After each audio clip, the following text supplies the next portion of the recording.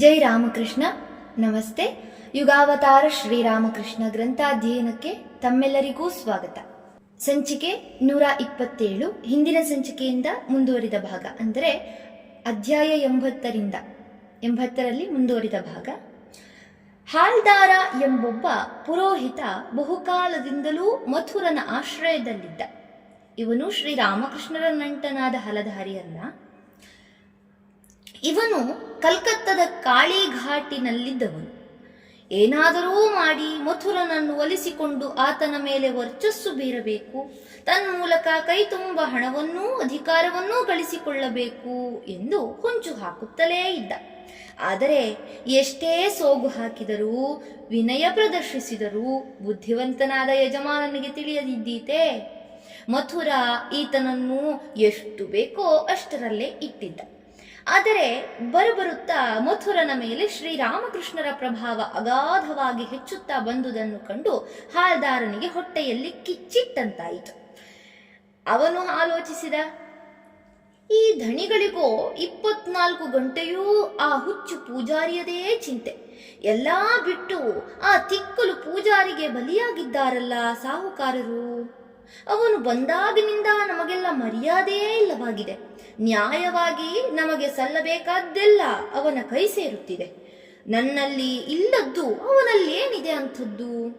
ಮತ್ತಿನ್ನೇನು, ಏನೋ ಮಾಟ ಮಂತ್ರ ಮಾಡಿ ದಣಿಗಳನ್ನು ವಶಪಡಿಸಿಕೊಂಡಿದ್ದಾನೆ ಅವನು. ನೋಡಿದರೆ ಏನೋ ತಿಳಿಯದ ಮಗುವಿನ ಹಾಗೆ ನಾಟಕವಾಡುತ್ತಾನೆ. ಅಷ್ಟೊಂದು ಸಾಚಾತನ ಇದ್ದರೆ ತಾನು ಪ್ರಯೋಗಿಸಿದ ಆ ಮಂತ್ರವನ್ನು ನನಗೂ ಹೇಳಿಕೊಡಲಿ ನೋಡೋಣ.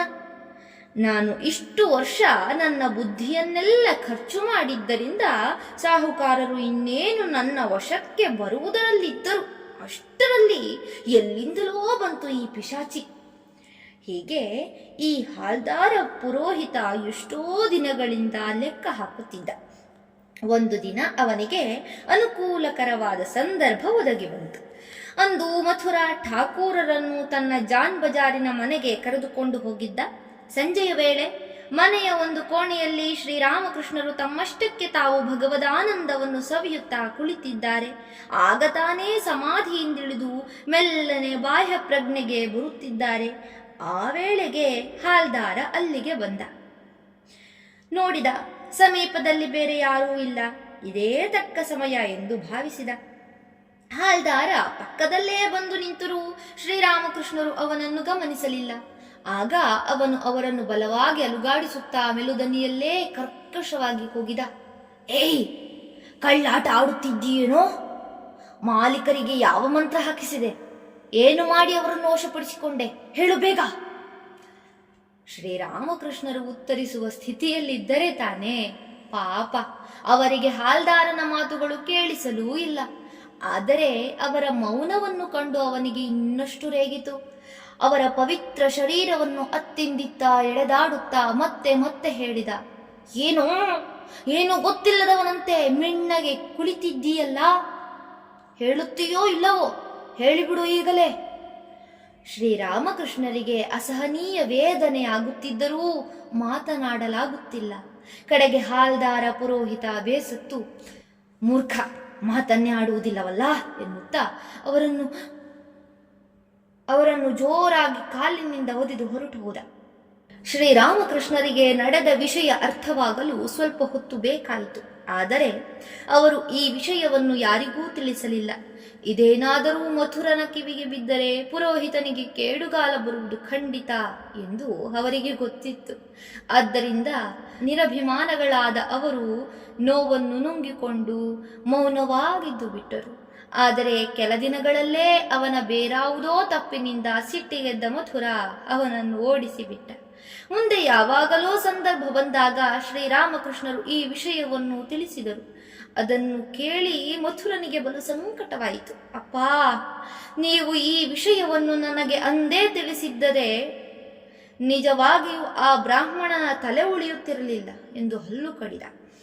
ಹಾಲ್ದಾರ ಪುರೋಹಿತನಿಗೆ ಶ್ರೀರಾಮಕೃಷ್ಣರ ಬಗ್ಗೆ ಹೊಟ್ಟೆ ಕಿಚ್ಚು ಉಂಟಾದ್ದರಲ್ಲಿ ಆಶ್ಚರ್ಯವೇನೂ ಇಲ್ಲ. ಮಥುರ ಬಾಬು ಅವರ ಬಗ್ಗೆ ತೋರುತ್ತಿದ್ದ ಭಕ್ತಿ ವಿಶ್ವಾಸ ಎಷ್ಟರ ಮಟ್ಟಿಗಿತ್ತೆಂದರೆ ಇತರರಿಗೆ ಅದನ್ನು ಅರ್ಥ ಮಾಡಿಕೊಳ್ಳುವುದು ಅಸಾಧ್ಯವೇ ಆಗಿತ್ತು. ಠಾಕೂರರ ಸಹವಾಸದಲ್ಲೇ ಸಾಧ್ಯವಾದಷ್ಟು ಹೆಚ್ಚು ಹೊತ್ತು ಇದ್ದು ಬಿಡಲು ಉಪಾಯವೇನು?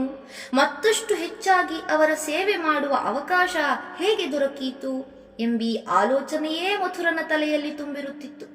ಆದ್ದರಿಂದ ಅವನು ಆಗಾಗ ಅವರನ್ನು ಪ್ರಾರ್ಥಿಸಿಕೊಂಡು ಒತ್ತಾಯದಿಂದ ಜಾನ್ ಬಜಾರಿನ ತನ್ನ ಮನೆಗೆ ಕರೆತರುತ್ತಿದ್ದ. ಮಧ್ಯಾಹ್ನದ ಹೊತ್ತಿನಲ್ಲಿ, ಅಪ್ಪ, ಒಂದಿಷ್ಟು ಓಡಾಡಿಕೊಂಡು ಬರೋಣ ಬನ್ನಿ ಎಂದು ಅವರನ್ನು ಕರೆದುಕೊಂಡು ಕಲ್ಕತ್ತದ ಕೋಟೆಯ ಮೈದಾನ, ಈಡನ್ ಗಾರ್ಡನ್ ಮೊದಲಾದ ನಾನಾ ಸ್ಥಳಗಳಿಗೆ ಸಾರೋಟಿನಲ್ಲಿ ಹೋಗಿ ಬರುತ್ತಿದ್ದ. ಠಾಕೂರರಿಗೆ ಯಾವುದೆಂದರೆ ಆ ತಟ್ಟೆ ಬಟ್ಟಲುಗಳಲ್ಲಿ ತಿಂಡಿ ತೀರ್ಥ ಕೊಡುವುದೇ ಎಂದು ಅವರಿಗಾಗಿ ಬೆಳ್ಳಿ ಬಂಗಾರದ ತಟ್ಟೆ ಲೋಟ ಬಟ್ಟಲುಗಳನ್ನೆಲ್ಲ ಹೊಸದಾಗಿ ಮಾಡಿಸಿ ಅವುಗಳಲ್ಲಿ ಉಣಬಡಿಸುತ್ತಿದ್ದ. ಅವರಿಗೆ ಅತ್ಯುತ್ತಮವಾದ ಬಟ್ಟೆ ಬರೆಗಳನ್ನು ತೊಡಿಸುತ್ತಿದ್ದ. ಕೆಲವೊಮ್ಮೆ ಆತ ಹೇಳುತ್ತಿದ್ದ, ಅಪ್ಪ, ನೀವೇ ಈ ಎಲ್ಲ ಆಸ್ತಿ ಪಾಸ್ತಿಗಳ ಮಾಲೀಕರು, ನಾನು ನಿಮ್ಮ ಉಗ್ರಾಣಿ ಅಂದರೆ ಸ್ಟೋರ್ ಕೀಪರ್, ಉಗ್ರಾಣಿ ಮಾತ್ರವೇ ಹೊರತು ಬೇರೇನೂ ಅಲ್ಲ. ಏಕೆಂದರೆ ನೀವು ಈ ಬಂಗಾರದ ತಟ್ಟೆಯಲ್ಲಿ ಬೆಳ್ಳಿಯ ಲೋಟ ಬಟ್ಟಲುಗಳಲ್ಲಿ ಊಟ ಮಾಡಿ ಮತ್ತೆ ಅದರತ್ತ ತಿರುಗಿಯೂ ನೋಡದೆ ಎದ್ದು ಬಿಡುತ್ತೀರಿ. ನಾನಾದರೋ ನೀವು ಅವುಗಳಲ್ಲಿ ಪುನಃ ಊಟ ಮಾಡಲಾಗುವಂತೆ ಅವುಗಳನ್ನು ತೊಳೆಯಿಸಿ ಜಾಗ್ರತೆಯಿಂದ ಎತ್ತಿಡಿಸುತ್ತೇನೆ. ಅಲ್ಲದೆ ಅವು ಕಳ್ಳತನವಾಗದಂತೆ ನೋಡಿಕೊಳ್ಳುತ್ತೇನೆ. ಬಿದ್ದು ನಿಗ್ಗಿ ಹೋದುವೋ ಹಾಳಾದುವೋ ಎಂದು ವಿಚಾರಿಸುತ್ತೇನೆ. ಇದೆಲ್ಲ ನನ್ನ ಕರ್ತವ್ಯ. ಮಥುರನ ಈ ಬಗೆಯ ಉಪಚಾರವನ್ನೆಲ್ಲ ಶ್ರೀರಾಮಕೃಷ್ಣರು ಸಂತೋಷದಿಂದ ಸ್ವೀಕರಿಸುತ್ತಿದ್ದರು ಎನ್ನಲಾಗದು. ಹಾಗೆ ಸ್ವೀಕರಿಸಿದಾಗಲೂ ಅದು ಯಾವ ಭಾವದಿಂದ ಎಂದು ನಾವು ಸುಲಭವಾಗಿ ಊಹಿಸಬಹುದು. ಇದಕ್ಕೆ ಉದಾಹರಣೆಯಾಗಿ ಒಂದು ಜೊತೆ ಕಾಶಿ ಶಾಲಿನ ದುರ್ಗತಿಯ ಕಥೆಯನ್ನು ಹೇಳಬಹುದು. ಒಮ್ಮೆ ಮಥುರಾನಾಥ 1,000 ರೂಪಾಯಿಯಷ್ಟು ಬೆಲೆ ಬಾಳುವ ಒಂದು ಜೊತೆ ಉಣ್ಣೆಯ ಶಾಲನ್ನು ಕಾಶಿಯಿಂದ ತರಿಸಿದ್ದ.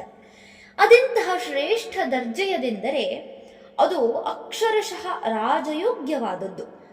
ಆಗಿನ ಕಾಲಕ್ಕೆ ಅದರ ಬೆಲೆ ಅಷ್ಟಾಗಿದ್ದರೆ ಈಗ ಅಂಥವು ಕಣ್ಣಿಗೆ ನೋಡಲೂ ಸಿಗಲಾರವು ಎಂದು ಸ್ವಾಮಿ ಶಾರದಾನಂದರು ಅಂದೇ ಸುಮಾರು 1920ರಲ್ಲಿ ಬರೆದಿದ್ದಾರೆ.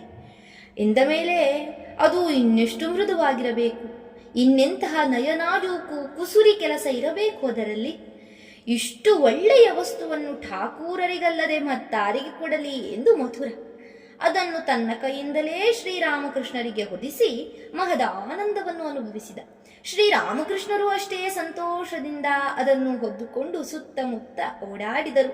ಬಾಲಕನಂತೆ ಹಿರಿ ಹಿಗ್ಗಿದರು. ಮತ್ತೆ ಮತ್ತೆ ತಮ್ಮನ್ನು ತಾವೇ ನೋಡಿಕೊಂಡರು.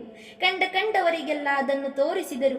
ನೋಡಿದೆಯಾ, ಮಥುರ ನನಗಾಗಿ 1000 ರೂಪಾಯಿ ಕೊಟ್ಟು ಇದನ್ನು ತಂದಿದ್ದಾನೆ ಎಂದು ಹೇಳಿ ಸಂತೋಷಪಟ್ಟರು. ಅವರು ಹೀಗೊಂದು 1/4 ಗಂಟೆಯೋ ಅರ್ಧ ಗಂಟೆಯೋ ಆನಂದಿಸಿರಬಹುದು.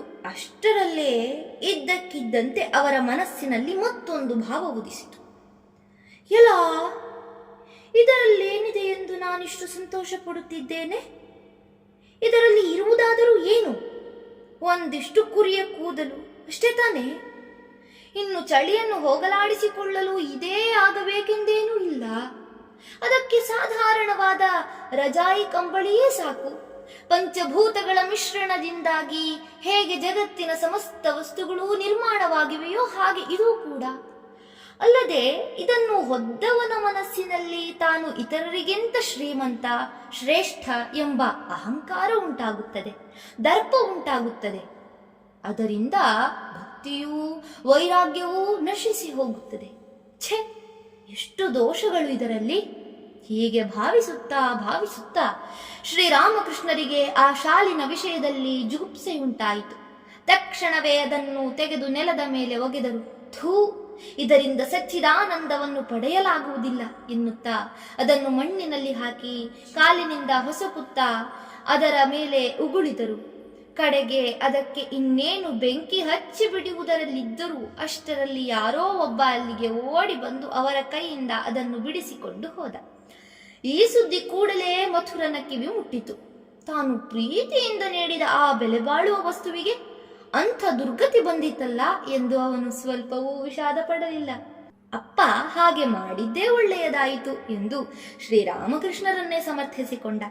ಹೀಗೆ ಅವನು ಶ್ರೀರಾಮಕೃಷ್ಣರನ್ನು ಭೋಗ ಸುಖದಲ್ಲಿ ಮುಳುಗಿಸಿಡಲು ಪ್ರಯತ್ನಿಸುತ್ತಿದ್ದರೆ ಶ್ರೀರಾಮಕೃಷ್ಣರ ಮನಸ್ಸು ಮಾತ್ರ ಸದಾ ತನ್ನೊಳಗೆ ತಾನು ಮಗ್ನವಾಗಿರುತ್ತಿತ್ತು.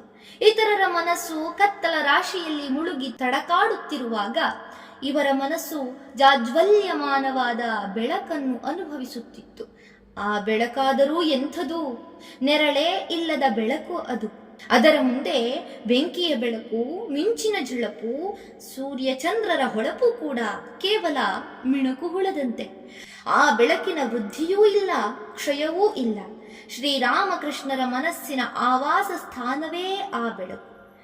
ಹಿಂಸೆ, ದ್ವೇಷ, ಮೋಸ, ಕಪಟಗಳಿಂದ ತುಂಬಿದ ಹಾಗೂ ಕಾಮಕ್ರೋಧಾದಿಗಳ ನೆಲವೀಡಾದ ಈ ಜಗತ್ತಿಗೆ, ಕತ್ತಲ ರಾಜ್ಯಕ್ಕೆ ಅವರ ಮನಸ್ಸು ಆಗಾಗ ಇಳಿದು ಬರುವುದುಂಟು. ಅದರಲ್ಲಿ ಬದ್ಧ ಜೀವರ ಮೇಲಿನ ಕರುಣೆಯಿಂದಾಗಿ ಮತ್ತು ಕೇವಲ 2 ದಿನಗಳ ಭೇಟಿಗಾಗಿ ಅಷ್ಟೇ. ಆದ್ದರಿಂದ ಮಥುರನ ಭೋಗ ವಿಲಾಸಭರಿತವಾದ ಜಾನ್ ಬಜಾರಿನ ಮನೆಯಲ್ಲಿದ್ದರೂ ಅವರೇನೂ ಬದಲಾಗುವವರಲ್ಲ. ನಿರ್ಲಿಪ್ತ, ನಿರಹಂಕಾರ ಭಾವದಿಂದ ಸದಾ ಅಂತರ್ಮುಖಿಗಳಾಗಿರುವವರು ಅವರು.